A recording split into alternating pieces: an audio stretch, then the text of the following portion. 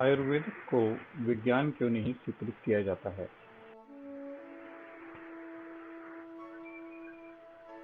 आयुर्वेद की चिंतन शैली विज्ञान संगत है, मगर पद्धति का आधुनिकीकरण बंधित हो चुका है। गैर वैज्ञानिक पद्धतियां क्या होती हैं?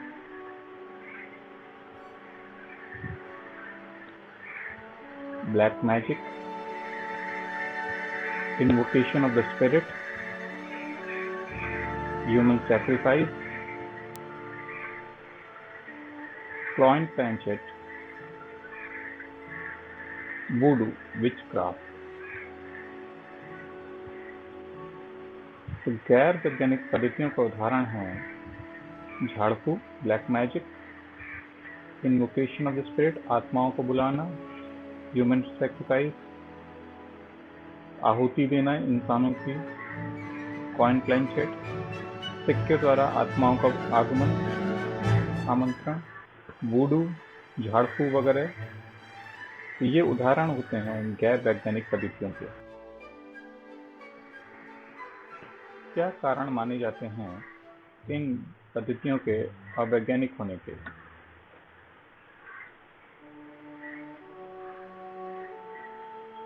संबोधित कारक कर्मवादी नहीं होते थे, यानी इस प्रकार के कारकों का वास्ता आम इंसानों के संसाधनों के दायरे में नहीं होता था। उदाहरण के लिए पिछले जन्म के कर्म, बुरी आत्माओं का प्रकोप, इष्ट देव की आहुति लेने की इच्छा इत्यादि। इस प्रकार के कारकों के आगे इंसान बेबस और लाचार हो जाता है। यह कारक इष्टवादी या दैविक है, यानी इंसानी क्षमताओं से बाहर है। इन सब पद्धतियों के मध्य में आयुर्वेद का आरंभ वैज्ञानिक ही था।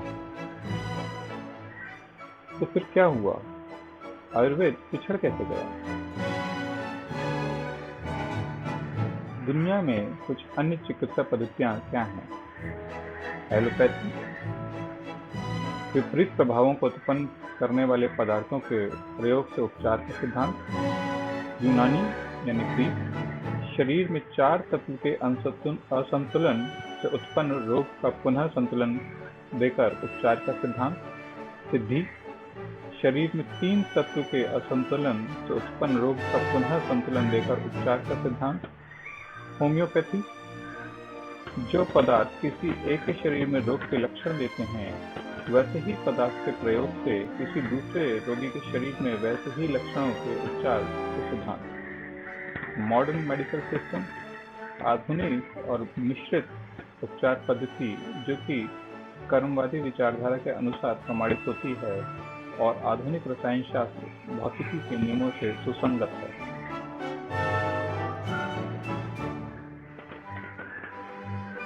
प्राचीन वैज्ञानिक मान्यताएं और प्रमाण क्या हुआ करते थे जो कि अब मान्य नहीं होते हैं? प्राचीन वैज्ञानिक सोच।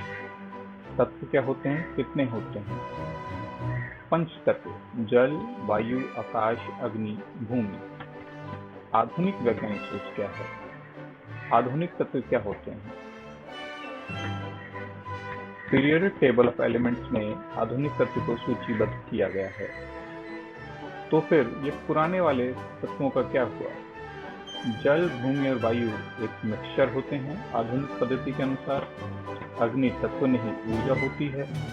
आकाश शून्य, कुछ नहीं, न तत्व न ऊर्जा। प्राचीन वैज्ञानिक सोच। मानव शरीर क्या है और कैसे निर्मित हुआ है? मानव शरीर 5 तत्वों से निर्मित हुआ है। लहू, कोशिकाएं, अस्थियां, मांसपेशियां, इनकी मूल संरचना 5 तत्वों से हुई है। मगर आधुनिक वैज्ञानिक सोच, मानव शरीर क्या है और कैसे निर्मित हुआ है? मानव शरीर मिक्सचर और यौगिक से निर्मित हुआ है। लहू, कोशिकाएं, अस्थियां, मांसपेशियां, इनकी मूल संरचना कई प्रकार के मिश्रण और यौगिक से हुई है। मिश्रण और यौगिक स्वयं पीरियोडिक टेबल की सूची वाले तत्वों से बनते हैं।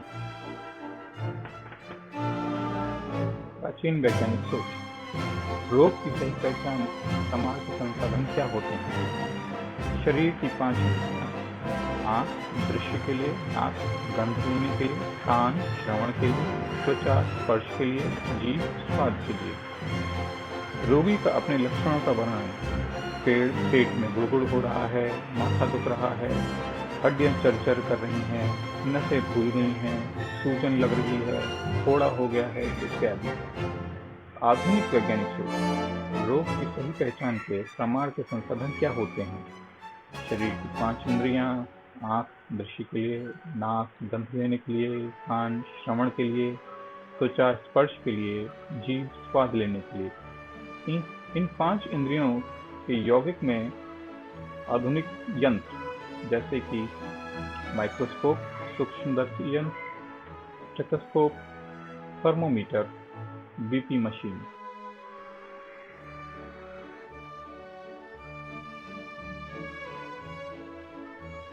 प्लेसिबो इफेक्ट, प्राचीन वैज्ञानिक सोच में प्लेसिबो इफेक्ट हुआ करता था। प्लेसिबो इफेक्ट यानी अंधश्रद्धा, कूट विषक प्रभाव, दवा के नाम पर चीनी की बनी गोलियां खिलाकर उपचार से धोखाधड़ी प्रभाव उत्पन्न करना।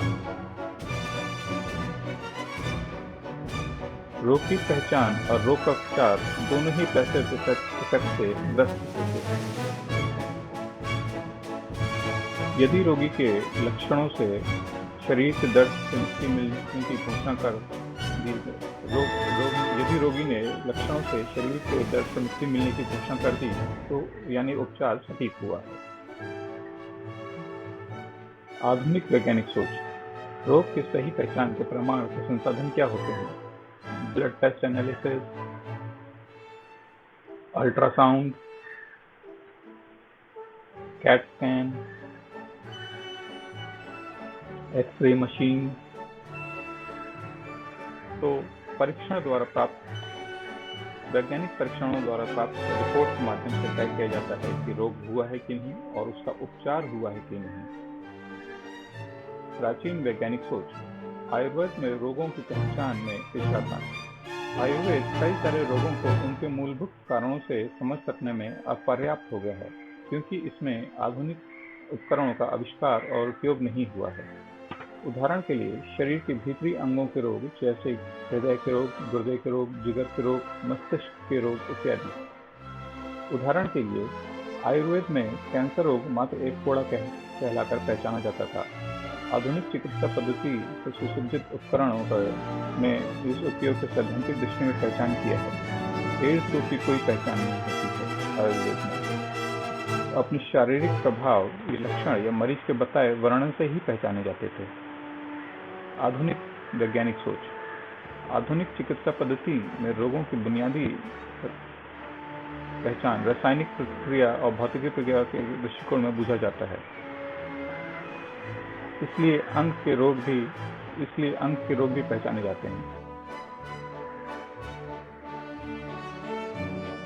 आयुर्वेद में उपचार की विधि, आयुर्वेद चिकित्सा में प्रायः प्रयोग करने जाने वाली विधियां परहेज, किसी भोजन पदार्थ के परहेज, जड़ी बूटियों का सेवन, लेप, मरहम, योग, शल्य क्रिया, हल्के मानक शक्ति, लक्षणों के अनुसार पूर्व चिन्हित लाभकारी भोजन, फल फूल सभी इत्यादि का प्रयोग।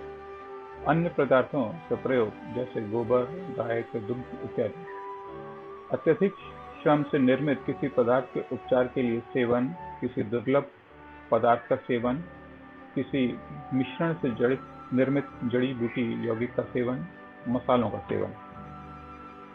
इन पद्धतियों की आलोचना क्या है? आधुनिक विज्ञान सोच के अनुसार जड़ी बूटियां तथा कथित दुर्लभ पदार्थ वगैरह स्वयं में मिश्रण और यौगिक ही होते हैं। उनके शुद्ध रूप से पहचान करने पर अक्सर वो सब प्लेसिबो इफेक्ट उपचार पद्धति साबित होते हैं।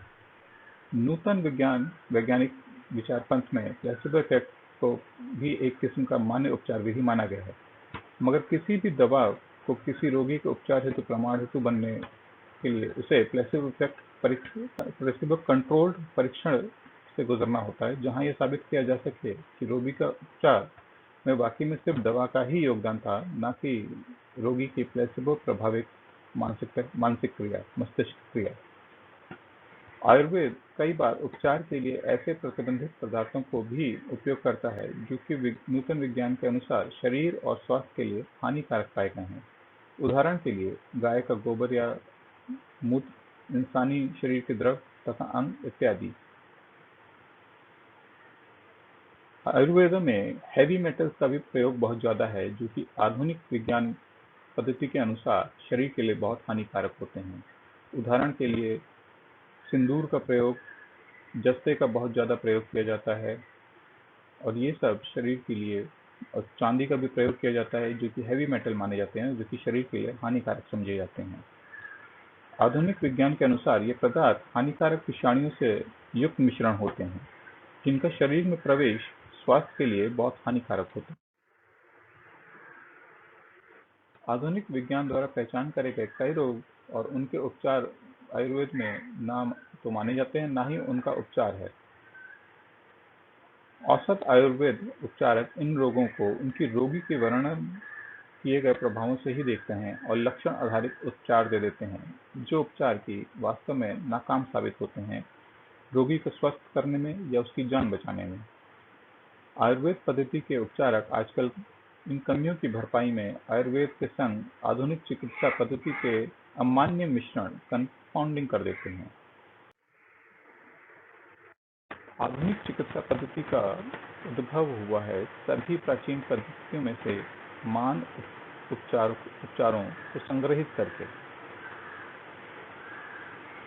जिस भी प्राचीन पद्धति से जो भी उपचार कर्मवादी प्रमाणकों के मानक पर खरे साबित हुए हैं, उनको संग्रह करके यह आधुनिक पद्धति निर्मित हुई है। इसमें आयुर्वेद का भी योगदान है। सर्वाधिक योगदान रसायन उपचार पद्धति वाले एलोपैथी पद्धति का है।